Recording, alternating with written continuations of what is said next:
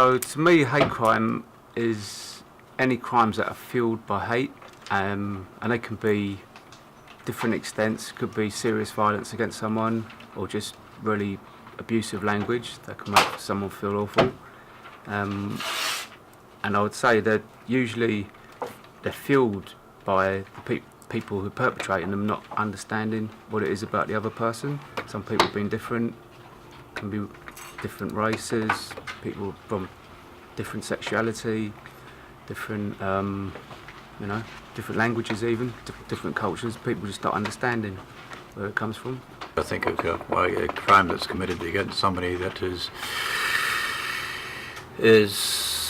motivated through any reason of dislike, I suppose. So it could be racial, it could be sexual, could be any number of reasons. For me, a hate crime is when a person is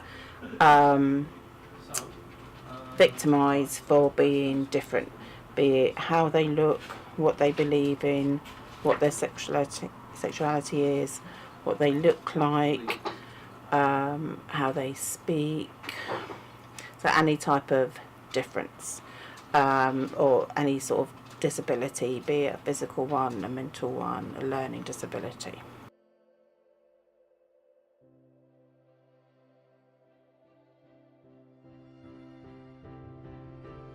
My name is Reese Battle. I think a hate crime is when someone is ridiculed for an aspect of themselves. I agreed to do this documentary because I want to raise awareness towards hate crime and what it does to people, and to share my experience with it. My experience started in secondary school, where people would comment on how I looked,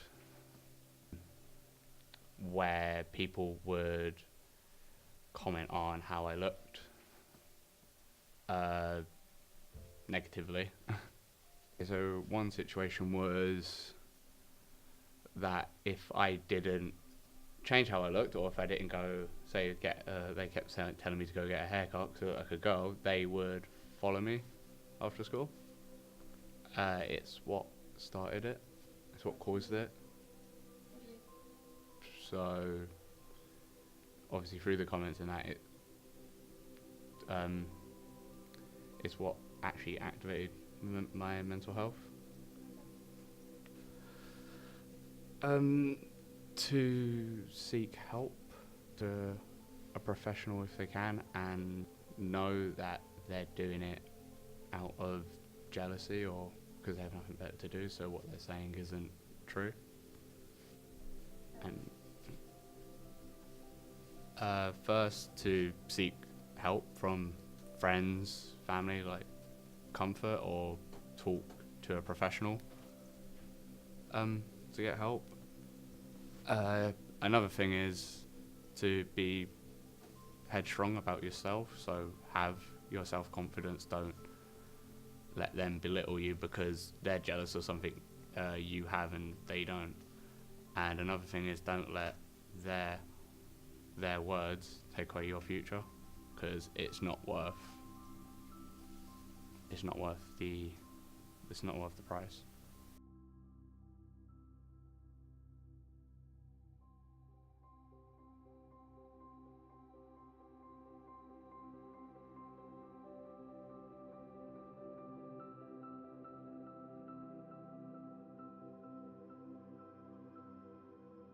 My name is Jessica Plummer. I don't look at it as a hate crime. I think it's more to do with children getting involved in things, wrong place, wrong time.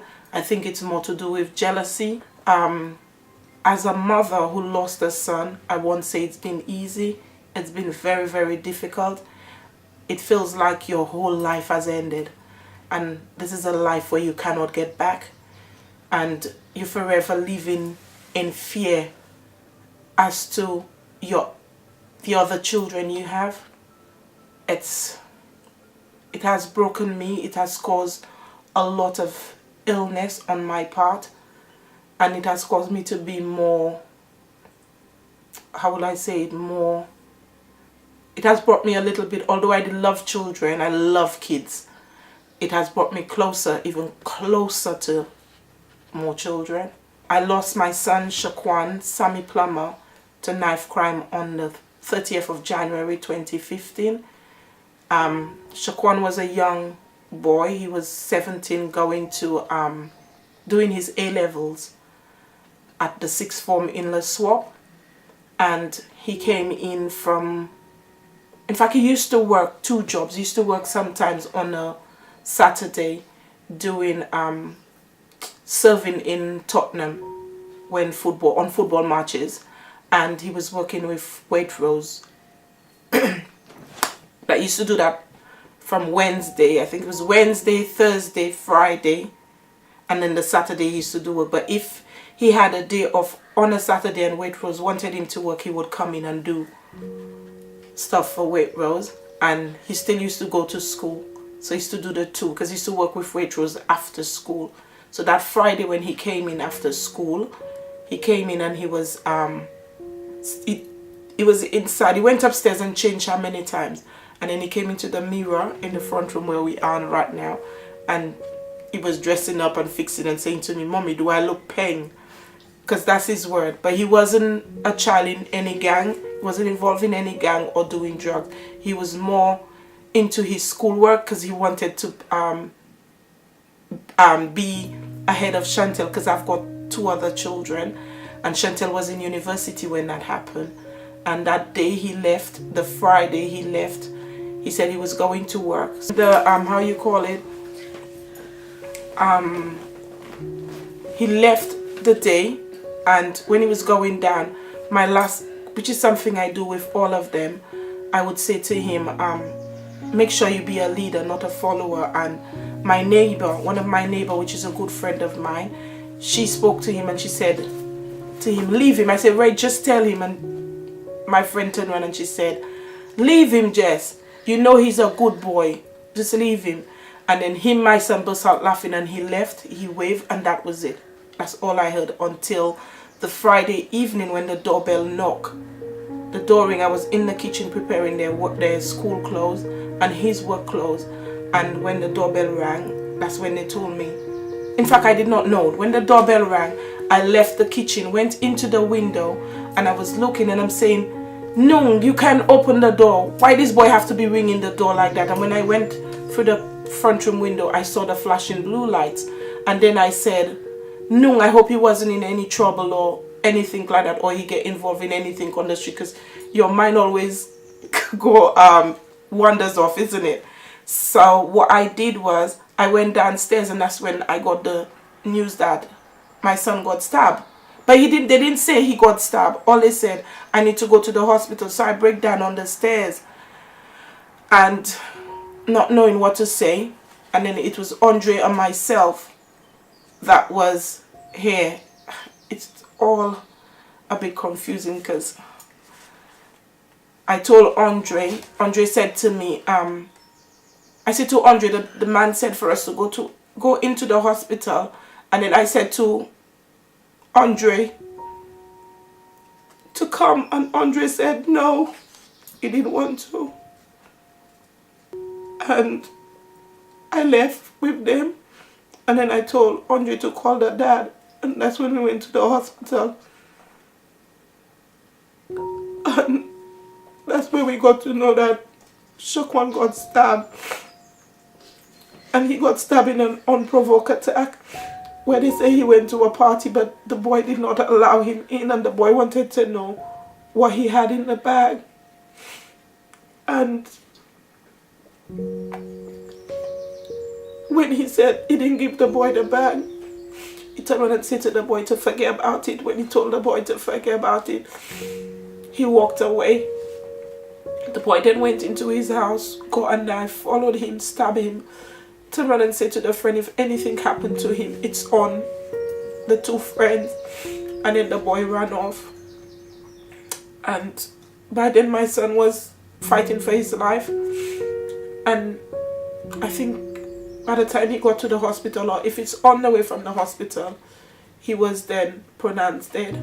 Already set up a foundation in memory of my son, and it was due to two young ladies who came to visit me after I attended a march.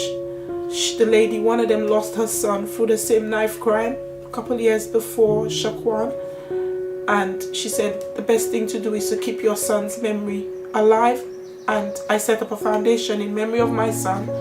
And then now I go into schools and I talk about the implication of using a knife or a gun, and I try and educate children and parents against this horrible thing we are now facing. So my advice to children is take it on board. Choose life and not the knife or a gun. This is my advice to them. And remember, always respect your parents, respect your teachers, because it's very, very, very, very important that you listen to them, because they are there to help us. And as like I said, as a community, we need to get together and try and see what we can do to help our young people, try to get them engaged, to get them more into schools, getting them to do more positive things. I cannot do it on my own. I need the help of others, because who am I to say I can stop knife crime? I cannot. I can just maybe reduce it by going into schools like I do and try and see what we can do to bring change. If you need help also, they can feel free to contact me on the Shaquan Sammy Plummer Foundation. The email address is Shaquan, it's all in one, right? shaquanfoundation@gmail.com. The website is www.shacksworld2015.wixsite.com/shacksworld.